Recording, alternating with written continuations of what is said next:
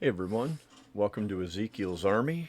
I thought I'd do another video tonight. Got a few more coins delivered today. Have a few things I'd like to talk about. Some things that have been pressing on my mind. I think I'm getting the message out there, and I guess there's only so many ways you can say so many things. What's the old adage? You can lead a horse to water, but you can't make him drink. That's about what it seems like we have here in America today. I'm going to start out in this episode by reading a quote from John Adams.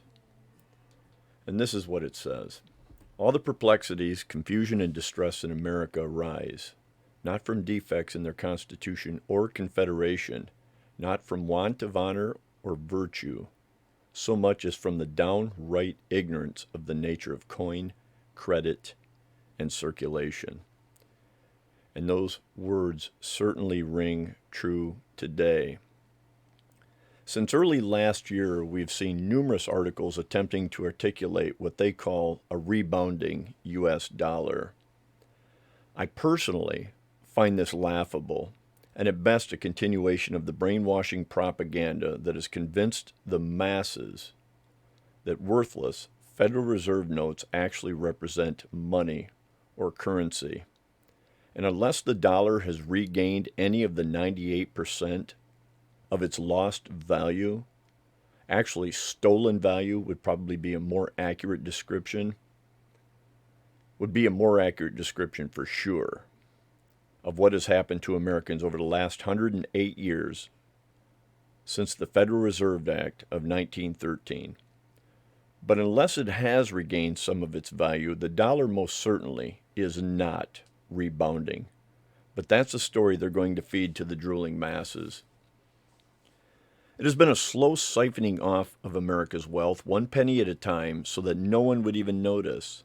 And by the time the dollar's value had been completely depleted, those products of government-run indoctrination centers that some call schools, or worse yet, insinuate that they're actually institutions of higher learning. If you believe that schools are institutions of higher learning, you're in fact a prime example of all that we can expect from public education. People are under a misconception that the ability to recite information that has simply been memorized, or as I like to put it, regurgitated, it does not constitute knowledge or education. It is simply the ability to recite. People have been trained to parrot what they have heard while also being robbed of the ability to apply critical thought. Henry Ford was once quoted as saying, "It is well enough that people of this nation do not understand our banking and monetary system. For if they did, I believe there would be a revolution before tomorrow morning." And I agree with those words. I've said several times that I don't believe that gate they have up around the White House right now has anything to do with what's transpired in the past. I believe it has everything to do with what's about to transpire in the not-too-distant future. So take your stimulus, which is actually money leveraged on the backs of your children and grandchildren, and have a blast, especially those that certainly don't need it, and there's many of you out there, but take it anyway. It is absurd and pathetic to me that Americans are stupid enough to belly up to the feeding trough of socialism, hidden behind the guise of the word stimulus. It is government-subsidized living, period. I've spoken of this before, but I'm compelled to speak of it again. If you've never heard of the Italian atheist communist Antonio Gramsci, I strongly recommend that you look him up. He wrote over 1,000 pages on how to collapse any culture or society without ever firing a shot. Two of his admirers that professed themselves in the hippie movement of the 60s were Richard Cloward and Francis Fox Piven. These two gave us the Cloward-Piven strategy, also known as the crisis strategy, or known as the weight of the poor. They theorized based on the writings of people like Antonio Gramsci, Vladimir Lenin, you all know him, and Saul Alinsky. If you don't know him, look him up. He's the one that devoted his book to Lucifer. that if you inundate a society, any society, with enough people reliant upon the government to survive, the weight of the poor or the burden of the poor will be unsustainable by the few that are productive in society. It's like trying to tread water with too many rocks in your pockets. You may stay afloat for a little while. You may be able to tread water for a little bit. But if you keep adding rocks, sooner or later, you're going to sink. The Cloward-Piven strategy was entirely based on that simple principle that the few cannot sustain the many. So perhaps now you can see clearly why the Socialist Democratic Party wants to completely open borders and why they have been so eager to do everything in their power to collapse the economy. Nothing says socialism like an entire population reliant upon the government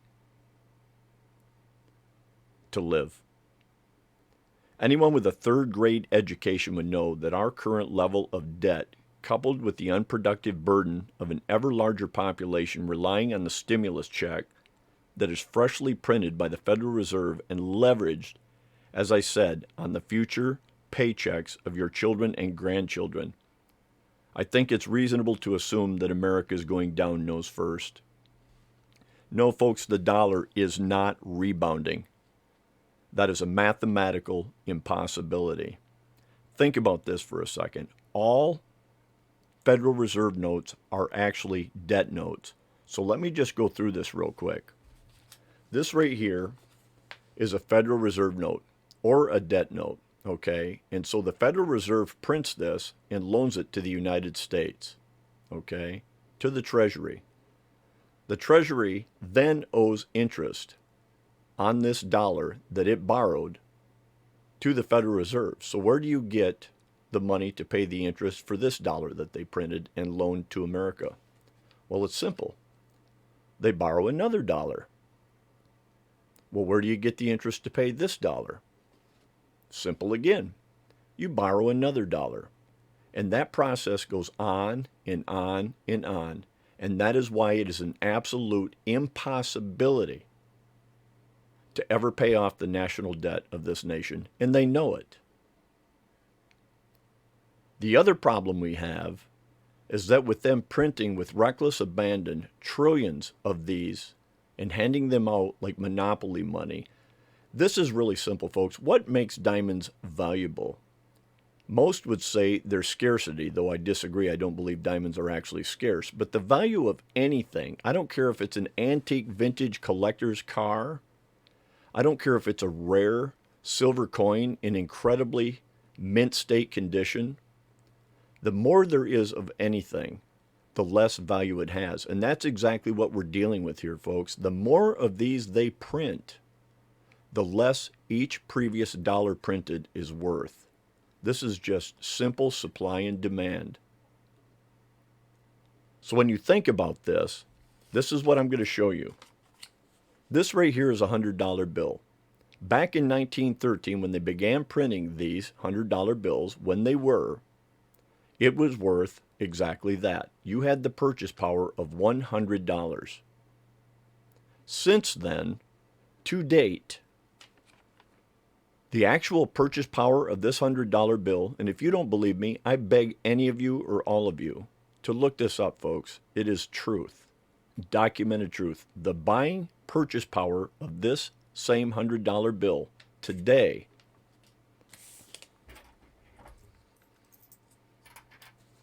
is this: $1.75. That is the purchase power that remains of a $100 bill today in 2021. And so you take that down a little bit further, and because I don't have a pair of tin snips here, I can't cut a penny in half. The actual purchase power of this dollar right here is actually less than this. Again, if you don't believe me, folks, look this up. You are being robbed blind. Now, the problem I have, and why I say invest in precious metals and tangible commodities such as this or whatever. Like I said, I don't care if it's cans of Campbell's chicken noodle soup. I don't care what you put your money in, as long as you don't rely on this worthless fiat petrodollar that is going down in flames to sustain your future. It is a fallacy. You have been brainwashed to believe that it's all the same, and it's not, folks. Look it up, I beg of you. So now that I've got that off my chest, and again, like I said, please look this stuff up. I want to show you something I picked up. This is kind of cool. It popped up on, I don't even remember where I saw it. It must have been an ad. No, it was on a YouTube video. That's where it was at. I picked up this board game. You know, you remember those board games. This thing is called Conflicted, Survive the Apocalypse. And inside of it comes multiple decks of cards, but you can also order other cards to go with the game that play out different scenarios. Now, I haven't read the rule books on this game, but I like board games.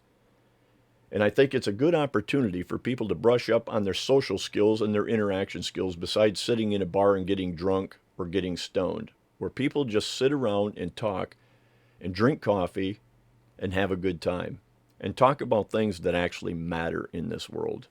These are some of the decks of cards you can get. This one's Downfall.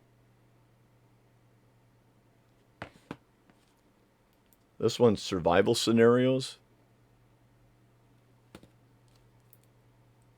This one is Desolation. This one is Financial Collapse. Yeah, this is the one I'm looking forward to. And it's my understanding that this game goes through different scenarios and you have options and opportunities to make decisions based on the cards you draw while you roll dice. Like I said, I haven't read the rule book yet. I'm going to do that this evening and hopefully have some friends over here in the not too distant future. And we're going to sit around and play Conflicted Survive the Apocalypse game. And it comes with about 8 decks inside the box as well, but I wanted to get some extras so we had some variety. But anyway, I wanted to show you that. Thought it was really interesting. Again, the board game is called Conflicted, Survive the Apocalypse. Looks like a real quality looking item. Looks like you even get, yeah, you even get Apocalypse game pieces. Obi-Wan Kenobi. Fly if you can, climb if you must. Yeah. So this looks pretty cool.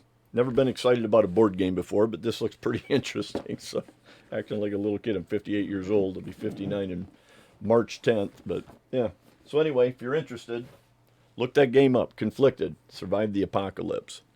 Now we're going to get to one of my favorite parts of doing these live feeds. Like I said, I picked up some deliveries today. I gave up on my knife. It just doesn't seem to do very well.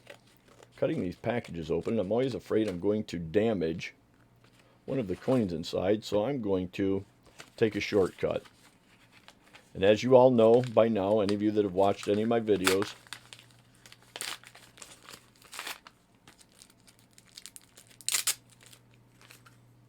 that I am putting together a set, complete set of silver George Washington quarters.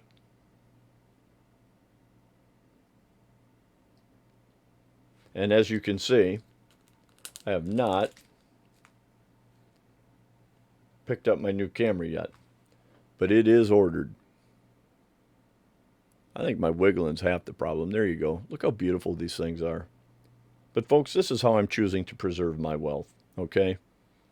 Let me give you a couple other pointers as we go along. Save these receipts so I know what I have invested. Package number dos.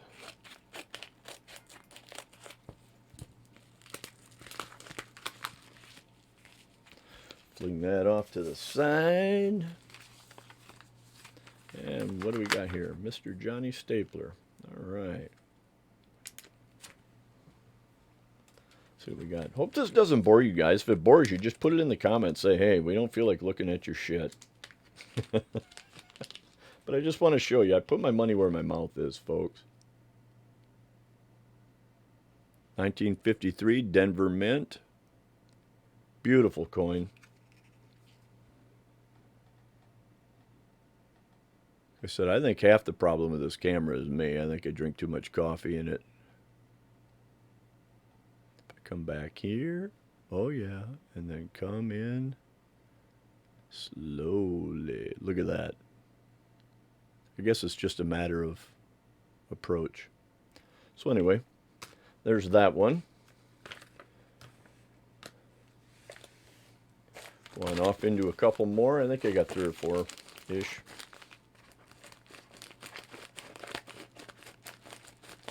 Yeah, these scissors are a little safer. Oh, popcorn. All right. We love the popcorn. Garbaggio. See what lies inside here. And what we have is a 1939 Denver Mint. See if I can do this. Oh yeah, and we have focus.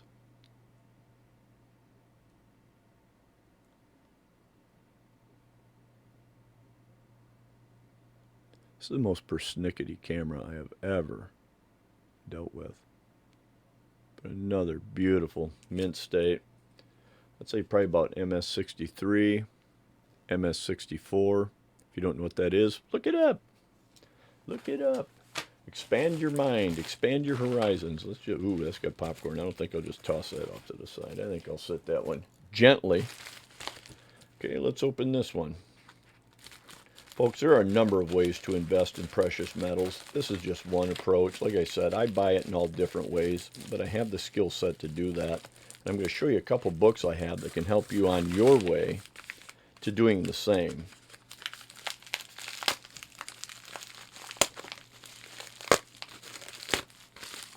And what have we here? Oh, this is a double banger. Okay, throw that off to the side and see what we got. And what we got here. My brother passed away a bit over a year ago of cancer. And so I've been putting together a mint set of his birth date, 1963. And in doing so, I thought I would do one of mine as well. Kind of a brother's thing. So these are the pennies. Let me pull that back a little bit. See if that camera will. It's so shiny. There you go. And these things are just MS6. They're proof 68, which is just incredible. Star as well. Just incredible. Beautiful specimens of Lincoln cents. Lincoln pennies are actually one of the most highly sought after and collected coins. Them and Morgan dollars, I think, are the 2 most highly collected coin denominations in numismatics. But as you can see, these things are just absolutely gorgeous. So anyway, nice addition while on my way to getting a nice set. Kind of as a commemoration of my brother, Rob. And I think we've got one more here. I think this one feels like maybe a mint set or a proof set. Let's pop her open and see what we got. And then before I hang up the phone here, I'm going to, yep, that's what it is. Show you a couple books you can purchase that will help you, at least give you a general basic guideline. Well, they threw in a little extra bonus for me. Gift for purchase. Look like a couple of what? Yep, a couple of 1960s pennies, which are made out of real copper, which actually have value. You know, pennies today are not made of copper anymore. Yeah. Didn't know how many of you knew that. I think anything pre-1982, I believe, is made of copper. This is, what do we got here? 2009 San Francisco Mint Territory Silver Proof Quarter Set. Again, the minting quality of the coins today compared to the old days is just absolutely phenomenal. But like I said, I buy these to help complete my Washington quarter set.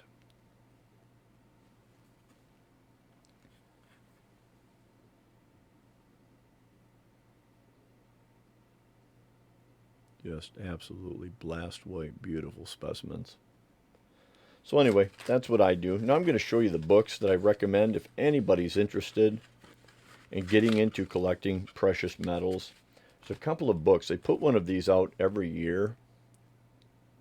As you can see, the official red book, I buy one of these each year because coin prices change. They have every coin ever minted in the United States from beginning to date.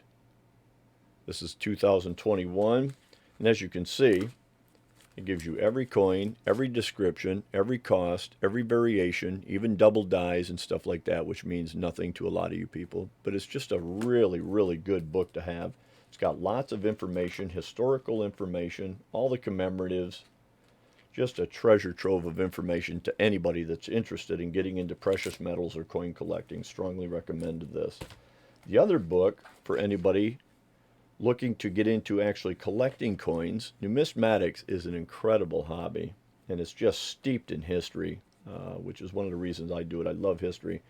Here's another book you can get, the Official American Numismatic Association Grading Standards. It goes through every coin, again, ever minted. Let's get back here so we can get a more recognized coin. So here we have Barber, what are these, dimes or nickels, quarters, what do we got? Barber dimes. So anyway, it shows you all the different grades, what to look for, where to look for points of wear and tear on the coins, and it goes through each one. AU50, AU55, AU58, MS60, MS63, and right on up, and tells you what to look for in these coins and what's allowed for those specific grades. And like I said, it's got every coin ever minted. So another good book, as I said, the Official American Numismatic Association's Grading Standards for the United States Coins. So if you're interested, folks, get these. If I can remember, again, bear in mind I'm 58, I get forgetful, but I'll try and remember to put links to these books in the box below. If you like this video, folks, and you enjoy watching these, please give it a thumbs up, subscribe to my channel, share these with friends looking to grow the page and get truthful information out, at least as much as we can, before we're completely censored and we're no longer capable. Also, for those inclined, you can go to www.ezekielsarmy.com and subscribe there for weekly newsletters, information, and videos that can't be shared on any other outlet. I appreciate all of you being here, and as always, God bless each and every one of you. Hope to see you again. Have a great night.